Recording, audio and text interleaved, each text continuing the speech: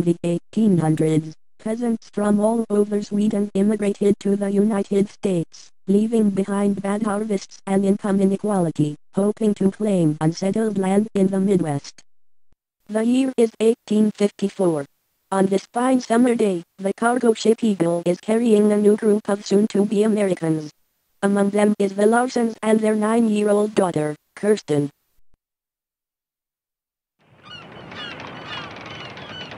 That's America. I can't wait to walk on land again. Are you cold?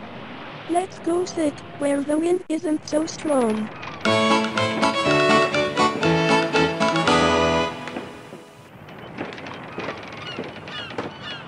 Martha, what's the very first thing you want to do in America? I want to pick an apple. There are apples everywhere in America. We'll pick cherries, too. And we'll get fresh bread. I think we'll be there by tonight, don't you? Look, if it storms again. Kirsten, where are you? Here I am, Papa. There's a storm coming. It could be dangerous. The coast is rocky here, and the wind is getting stronger. Come below, where we'll be safe.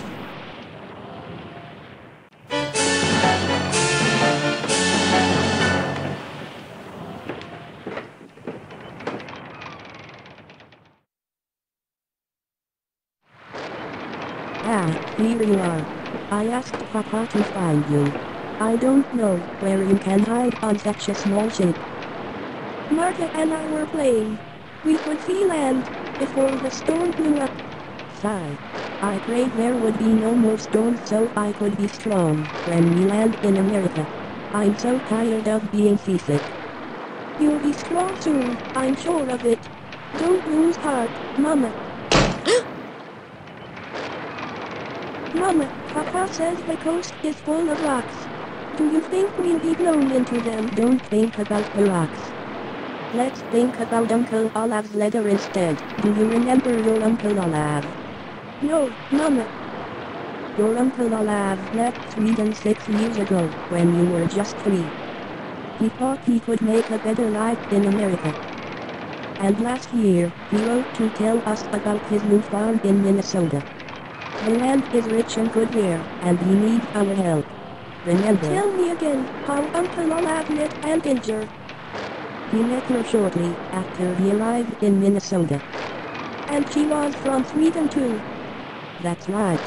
He married her after her first husband died, and she and her 2 daughters went to live with him. My cousins, Anne and Elizabeth. Do you think we will be friends? Of course, you will. We will live on the same farm, and they will be right next door. Now come. Sit with me until the storm passes.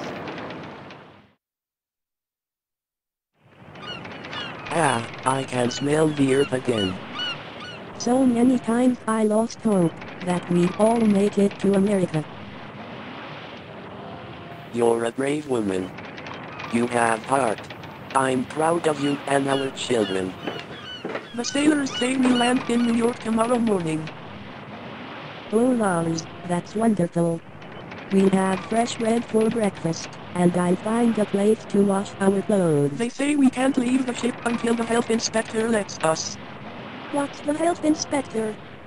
He's a doctor who will look at everyone on the ship. No one who is sick can stay in America. But Mama's sick. Mama has only been seasick. Almost everyone gets seasick on the ocean. The health inspector looks for illnesses like typhoid and cholera. Illnesses that can kill people. No one on our ship has cholera. That's right. You see, Peter, we don't need to worry. Let's see you smile again. Tomorrow we'll be in New York, and then we'll start our journey to Minnesota.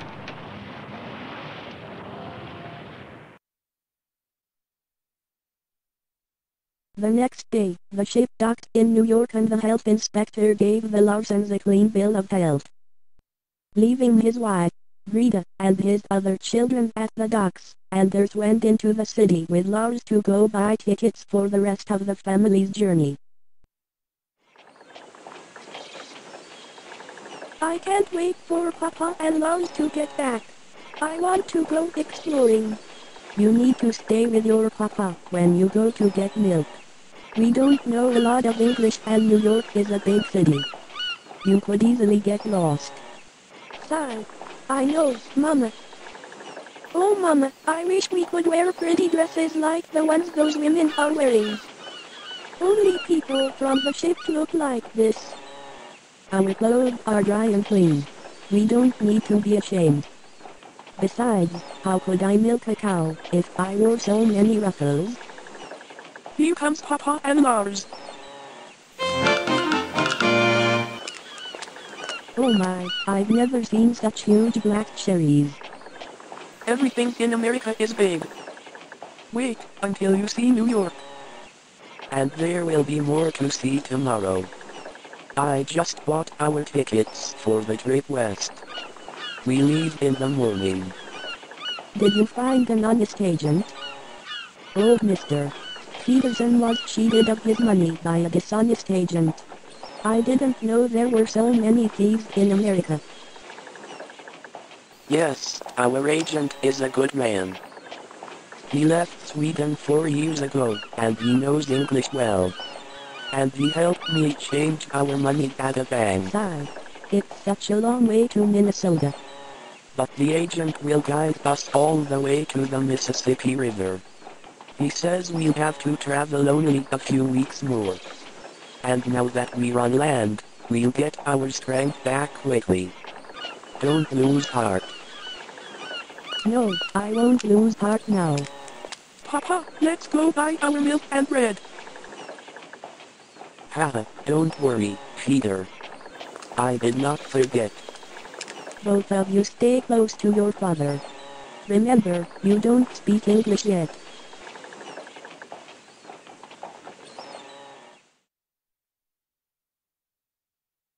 But despite her mother's warnings, Kirsten became distracted by the sights, sounds, and smells of the Broadway street market and lost sight of her father and younger brother. Try as she might, she could not find the milk shop, and despite her cries, no one would stop to help her.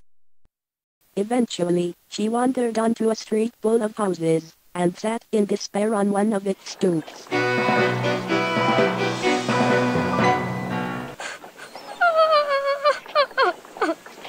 Oh, sorry, what, if we can't find Mama and Papa? Will they go to Minnesota without us? Editor's note. The makers of American Girl's premiere did not see the need to include Kirsten's doll, sorry, in her prop set. What the hell, guys? English, English, English, English. Huh? English, English, English. I'm lost. English, English, English. No, you can't have the milk pitcher.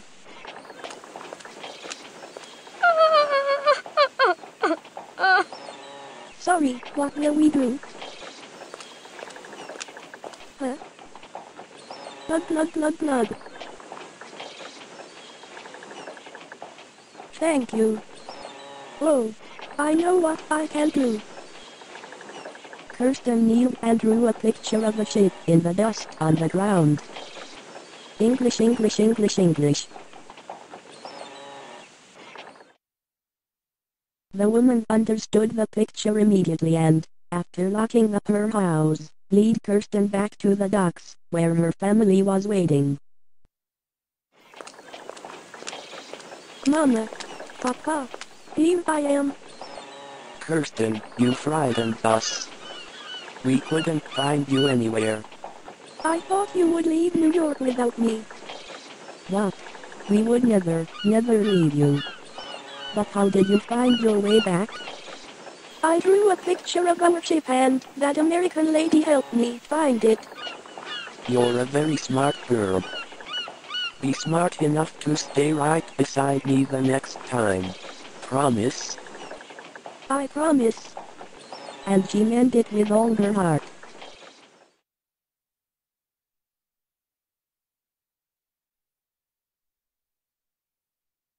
The next day, the Larsons prepared to follow the agent and 10 other families to the train station for the next leg of their journey to Minnesota. We're leaving today. Are you going to? No, not until tomorrow. Oh no. I was so sure we'd be traveling together. Me, too. Are you going to take another ship now, Kirsten? No, I think we're going to take a train. What do you think a train looks like, Marta? Editor's note. There were trains in Sweden in the 1850s. Albeit in a limited capacity. I don't know exactly. My father says it will make a loud noise and a lot of smoke. We might be afraid of trains. Noise won't hurt us. And Papa says a train is like many wagons all traveling together. Maybe you'll get on our train tomorrow. Wouldn't that be lucky? Or maybe we won't ever see each other again. But your family is going to Minnesota, just like mine is. We're sure to meet on the way. At least, I hope so. I miss you, Kirsten.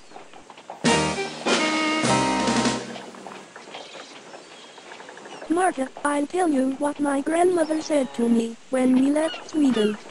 Mother said, when you're lonely, look at the Sunday. Remember that we all see the same Sunday. Do you do that? Do you look at the sun and think of your grandmother? When I miss Mother, I look at the sun and pray for her. Then, when I miss you, I look at the Sunday. Will you do the same? Yes. And say a prayer. I will. I'll say God bless Marta. I'll say a prayer, too. And I'll be looking for you everywhere. Kirsten, it's time to go.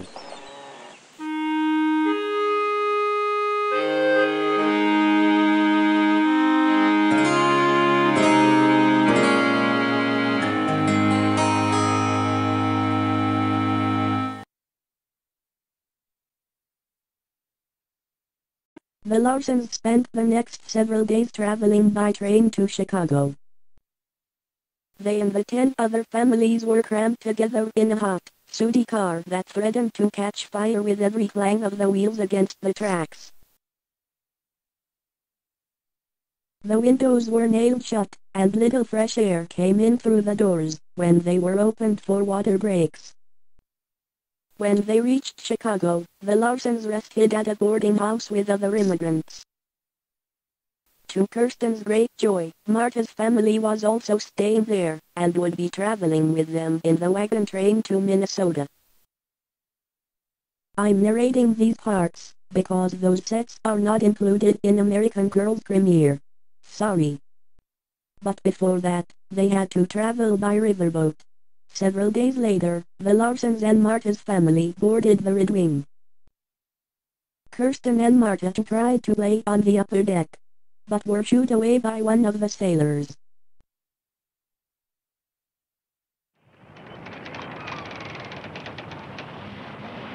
Papa, why can't we go up on the big deck?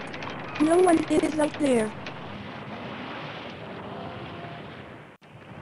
That deck is for rich people. If we paid more money, could we go up there? We only have a little money left, Kirsten. And when we leave this boat, we'll still have to hire a wagon to reach Olaf's farm. You've managed our money well. Kirsten, don't ask for so much. What's wrong, Mama? I'm cross, because I'm worried. As we boarded the boat, the sailors were burying a passenger who died of cholera. Don't worry so. We won't get sick. Look at us. We're healthy. Cholera kills strong ones just like weak ones. pray to God that we get safely to Uncle Olaf's.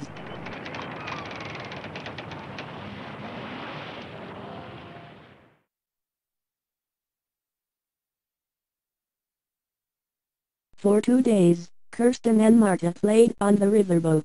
But on the third day, tragedy struck.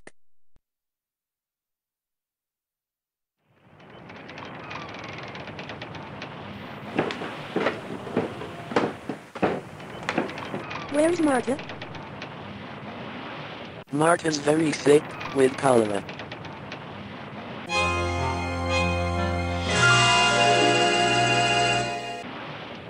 Sick? How can she be sick? She was well yesterday. During the night, she doubled up with a pain in her belly. Now she aches and moans and burns with a fever. Captain made them take her to the sick bay. Can I go see her? No, Kirsten. You mustn't. You could get sick, too. Marta's mother is with her. That's all we can do.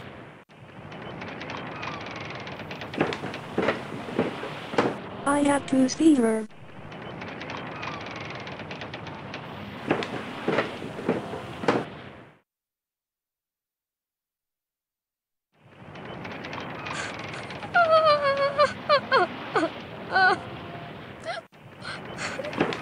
Marta? Marta, it's me, Kirsten.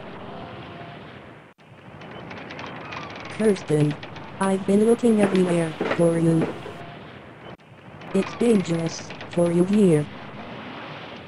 There's nothing we can do for Marta. Not with cholera. You must take care of yourself. Please, stay close to me and Papa. But her parents will care for her. Now come. Please get well, Marta.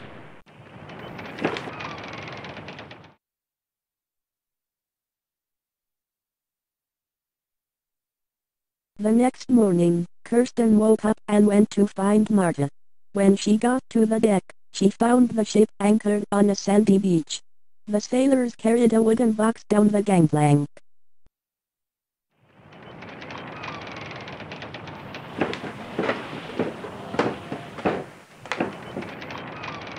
Marta wasn't in the sick bay. Is she better? Marta died last night, Kirsten. The sailors will bury her here. Her soul is in heaven now.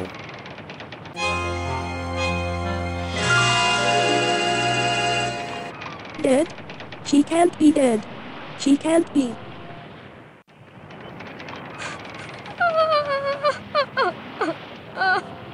Enough crying. Stop it now, Kirsten. Hush, Anders. Let her have her tears.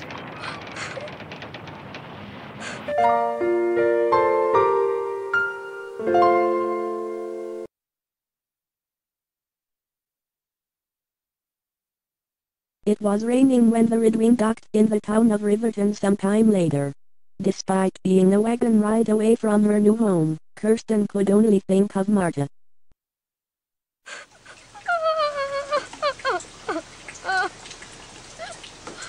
God bless you, Marta. Sheila, Kirsten.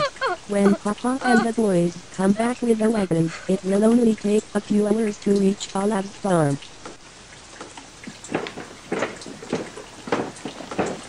We don't have enough money left to rent a horse and wagon. Oh no. What will we do? We have our good legs. We'll walk to Olaf's farm. We'll just have to leave the trunks here. But everything we own in the world is in these trunks.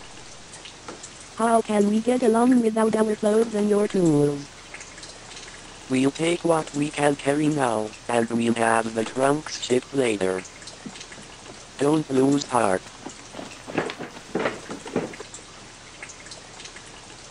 It can't be helped.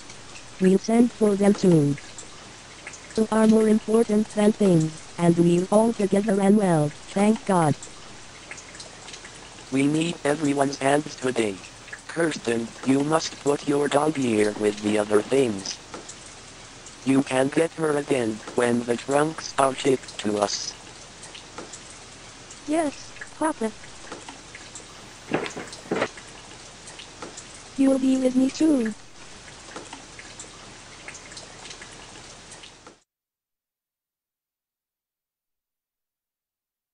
After hours of walking through soaked forests and prairies, the rain stopped.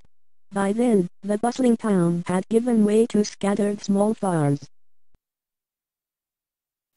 Olav wrote us the truth. The soil here is good. We'll have a better life. Are we there yet? Just a little farther. The next farm is Olav's. There it is. Hello. We're here. We're here. Hello.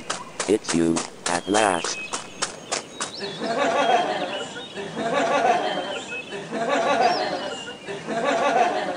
Kirsten. You must be Kirsten. I'm Lisa. I've watched for you every single day. I've watched, too. I'm Anna. Everyone, come see the barn. No, you don't. First, we'll have supper. They're tired and hungry, Olav. They've come halfway around the world to get here. And we walked all day long.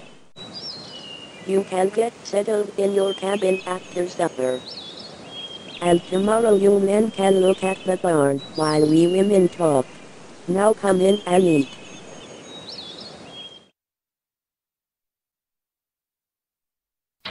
Don't worry about a little mud. Oh, but look how you're soaked through. You'll catch cold if you stay in those clothes. There should be some dry things in the trunk. Kirsten, one of Lisbeth's dresses should be in there. She's outgrown it. It will do for now. Go put it on and come right down for supper.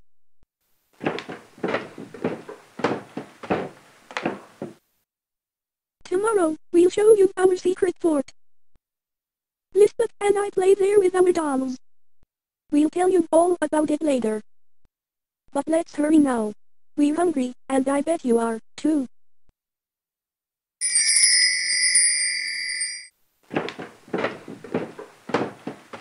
Haha, who's this new girl? Have I met her before? Why, don't you recognize Kirsten Larson, my American daughter?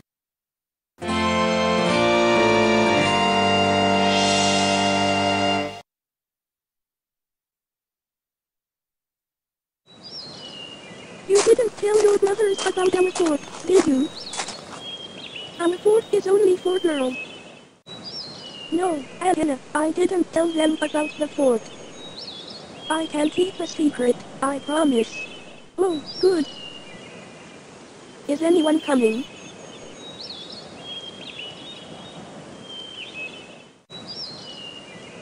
No one's coming. We're alone. Follow me. Then. We go to our fort through the pines so we won't leave footprints. We don't want anyone to know where we are.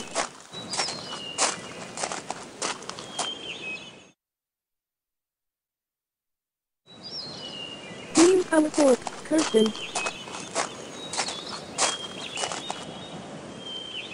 Do you like it here? Sigh. Oh, yes. Come up to the loft. Hold tightly so you don't fall.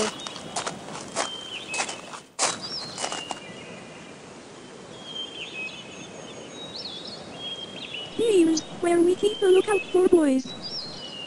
Of course we've never seen a boy in the woods, but with Lars and Peter here, we might. If we see a boy, we'll get down low and stay quiet. That's one of our rules, Kirsten. Do you promise to keep the rules? I promise to keep all your rules. Since you live here now, you must have a place in our fort just for your doll. Choose where. Choose where.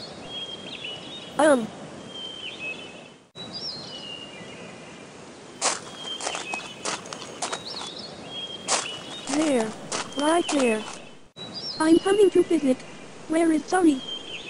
Sorry's still on her way. But come visit me. I'm here.